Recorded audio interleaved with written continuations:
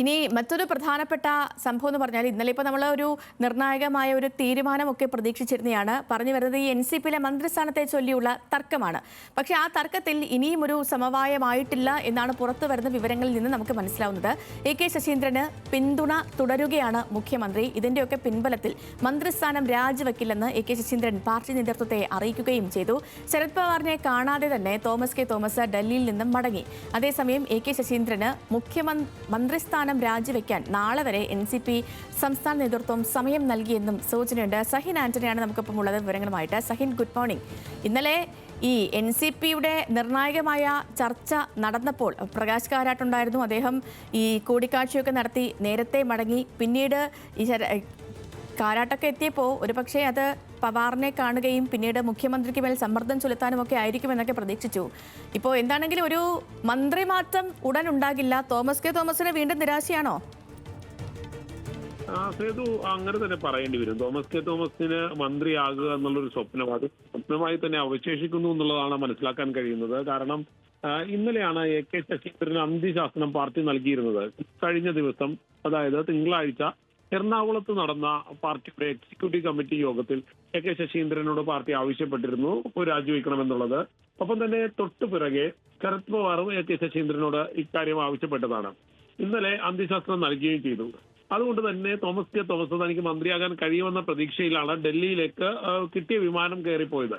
പക്ഷേ അതേ വേഗത്തിൽ തന്നെ തോമസ് കെ തോമസ് ഡൽഹിയിൽ നിന്നും തിരിച്ചു വരേണ്ട ആ സ്ഥിതിയിലേക്ക് കാര്യങ്ങൾ മാറിയിരിക്കുന്നു എന്നുള്ളതാണ് മനസ്സിലാക്കാൻ കഴിയുന്നത്. കാരണം നേരത്തെ തന്നെ സേതു സൂചിപ്പിച്ചതുപോലെ മുഖ്യമന്ത്രിയുടെ ഒരു വലിയ പിന്തുണ AK ശശീന്ദ്രൻ ഉണ്ടായിട്ടുണ്ട്.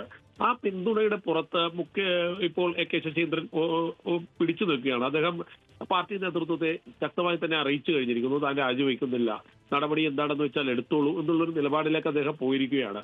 അതുകൊണ്ട് തന്നെ NCPയെ സംബന്ധിച്ചിടത്തോളം ഇനി വരാൻ പോകുന്നത് പൊട്ടിത്തെറിയുടെ നാളുകളായിരിക്കും. എന്തായാലും AK ശശീന്ദ്രൻ തന്റെ മന്ത്രിസ്ഥാനം താൽക്കാലികമായി ഇപ്പോൾ രാജിവെക്കില്ല എന്നുള്ളതാണ് മനസ്സിലാക്കാൻ കഴിയുന്നത്.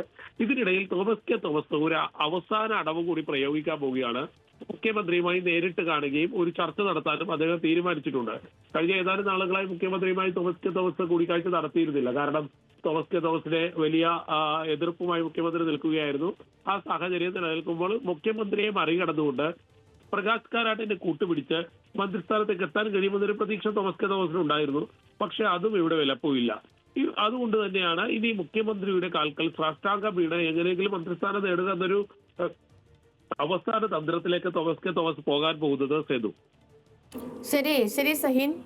അങ്ങനെ NCPയിൽ വീണ്ടും ഒരു മന്ത്രിയാകാനുള്ള തോമസ് കെ തോമസിന്റെ ആഗ്രഹമാണ്. ആ ആഗ്രഹം ഈ കഴിയാവുന്ന 18 അടവും അദ്ദേഹം പ്രയോഗിച്ചു. ഇനി അടുത്ത 19ാമത്തെ അടവ് എന്തായിരിക്കും എന്നുള്ളത് വേണം കണ്ടറിയാൻ. AK ശശീന്ദ്രനാവട്ടെ നിലപാടിലൊന്നും ഒരു മാറ്റവുമില്ലാതെ ഇല്ല, രാജിവെക്കില്ല എന്നുള്ളൊരു നിലപാടിൽ പോകുന്നു. എന്നാൽ മന്ത്രിയായേ താൻ പിന്മാറുകയുള്ളൂ എന്ന് തോമസ് കെ തോമസ്. ഇനിയിപ്പോൾ എന്താകും ഇന്നത്തെ കൂടിക്കാഴ്ചയ്ക്ക് ശേഷം സംഭവിക്കുക എന്നുള്ളതാണ് കണ്ടറിയേണ്ട ഒരു കാര്യം.